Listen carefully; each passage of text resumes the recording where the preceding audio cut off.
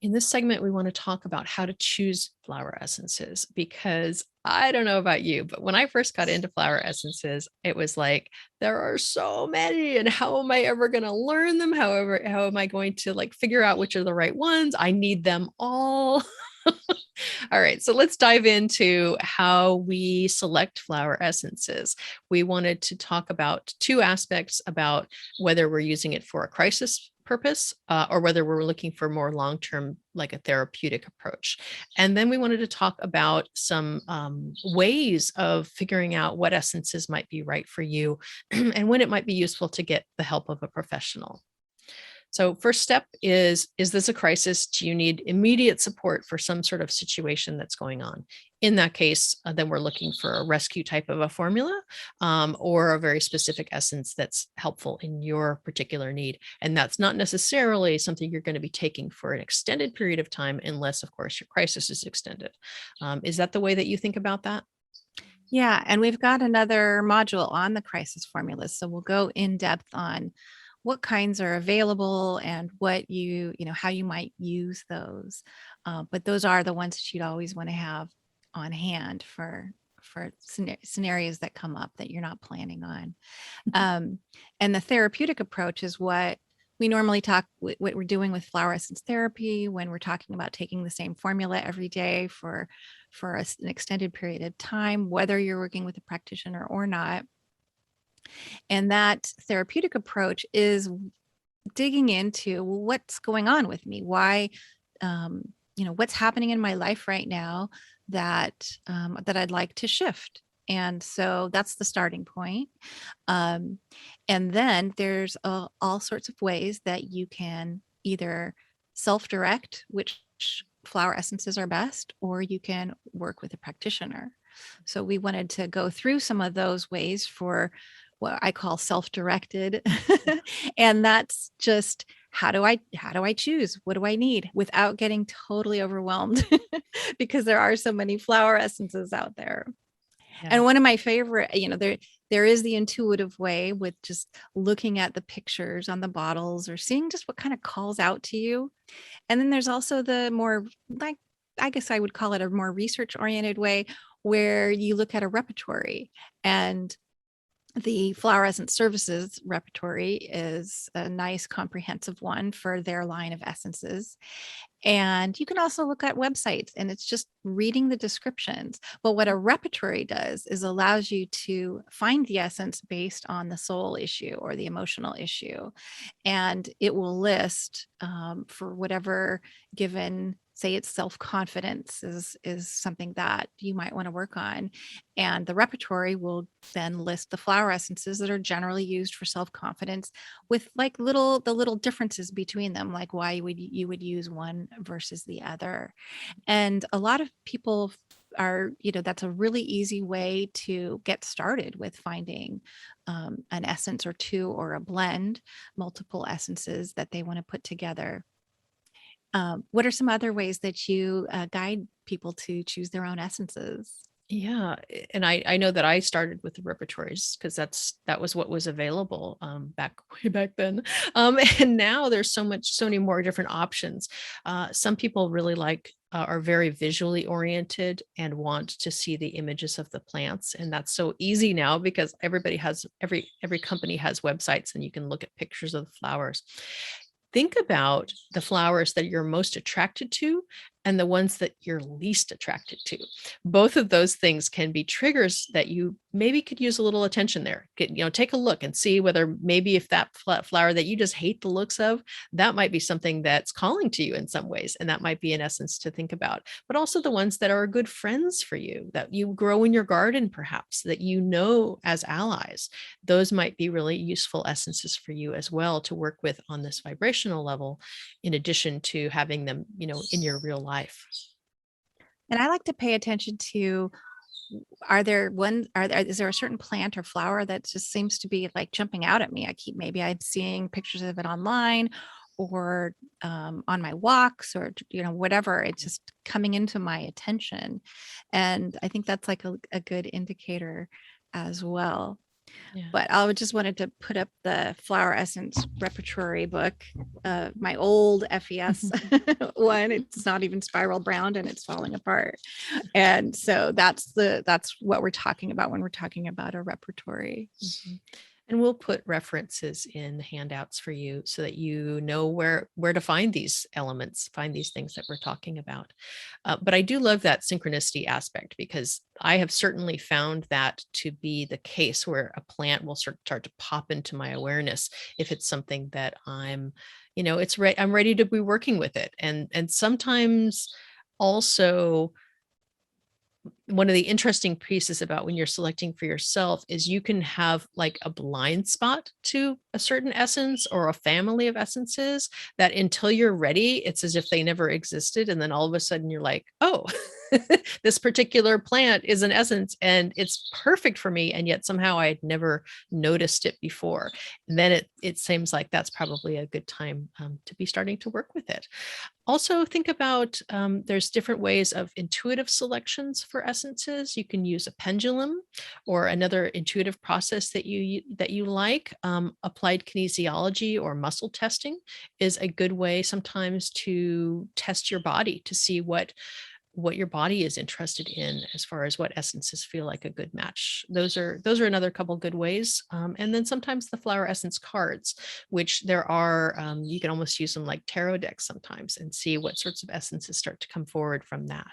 And that can be another good way of working with essences or selecting essences. Yeah, and you can combine all of those in whatever way makes sense for you. I like to do both left brain and right brain. I usually will um, find okay, well, these are all the ones that I'm thinking. These are all the essences that I'm thinking about that I think might apply to my situation. And then in order to narrow them down and just kind of have more clarity, I'll use a pendulum over them and ask if each one wants to be in the blend. And that's a good way to kind of combine both that intuitive and left brain way of finding out which flower essences you should be working with. Yeah, the blended approach is excellent. And like you say, can get you out of your head because your head is a good place to start. And then getting you out of your head in some way will help you be more defined about using essences. Then we also wanted to bring up that aspect about working with a practitioner and what sorts of advantages there are to working with somebody who's kind of outside of your own head and outside of your own experience. You and I are both flower essence practitioners, and we both work with people, and we're trained in what's called flower essence therapy.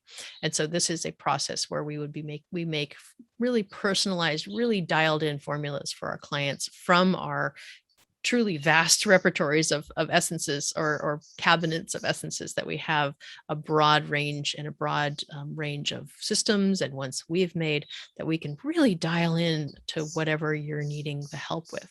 And there is one more aspect that I wanted to mention for whether you're self-directed or working with a practitioner.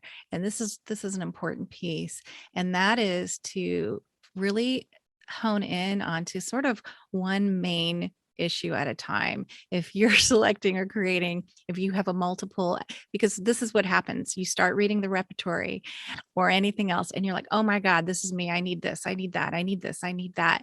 And so then when you're in that process of refining, you want to just clarify the intent of the blend.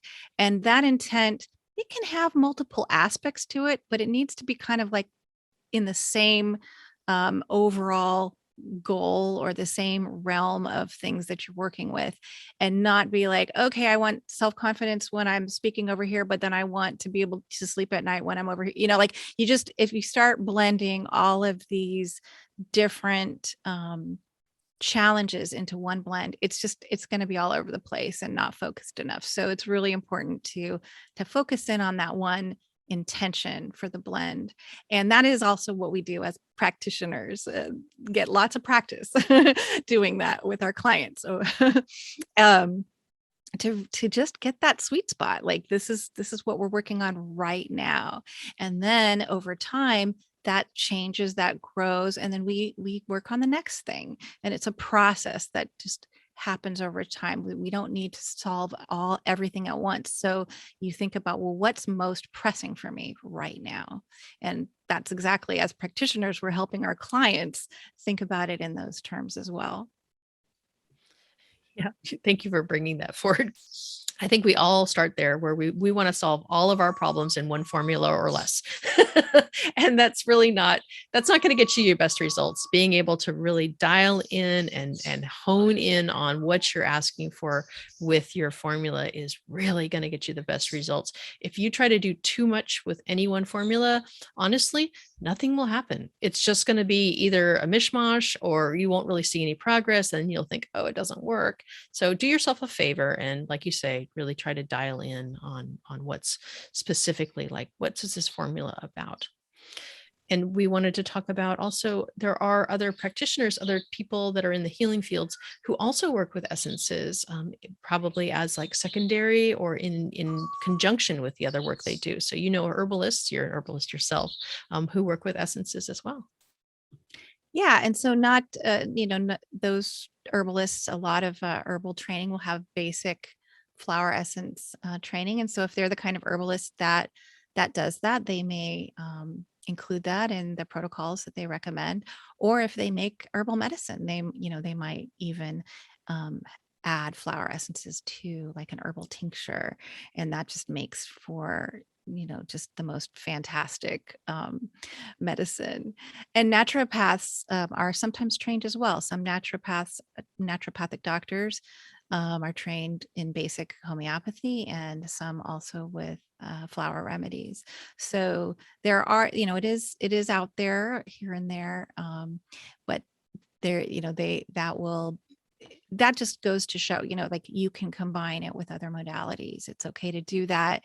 And you yourself can use it in conjunction with any other kind of conventional medicine as well. Although your conventional medicine doctors probably won't know what flower essences are.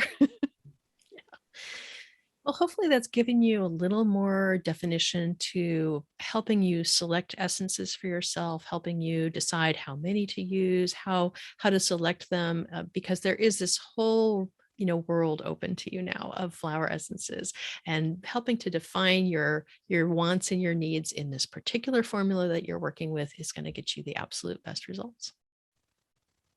So another thing to consider, and it's a very common question when creating your own formula, is how many flower essences should I mix together? And this goes in line again with what's the intention for the blend, as we just talked about. But also, there's a lot depending on like how well you're used to using flower essences, how well you know the flower essences. When you're just starting out, I like to just do one at a time and see how I feel with that. That way I know what what I feel from that one essence. And so that's a really good thing for beginners to do, is I think to use singles or to do very simple blends, maybe three flower essences at a time. And as you go forward and you get to know the essences more and you want to keep making blends for yourself, you can, there's no real hard and fast rules, although you will hear people say, oh, don't ever use more than 5.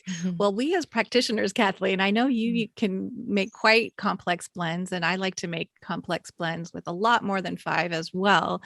But, for yourself, I think keeping it simple is the best approach, at least until you've worked with all of those essences that you would be blending, so that you know that what you're doing is, as long as you, again, staying in the context of the overall overarching intent of the blend. Is that what Yeah, you I tell would people? absolutely echo that. Yeah, I usually say 3 to 5 as different essences, because when you start expanding beyond that, you're going to tend to start muddying the waters a little bit. You're going to be adding maybe more essences that are more active. That is something that's kind of we're getting into a practitioner conversation here, and I don't want to overwhelm you with all of these different details, but just as practitioners, we do make larger formulas, but we do have an underlying structure in there and a purpose for using some of the essences that is a next level conversation beyond the basics of getting started to use essences for yourself. So I kind of, I completely agree. One essence is often like an incredible experience if you really commit to it and use it for a period of time.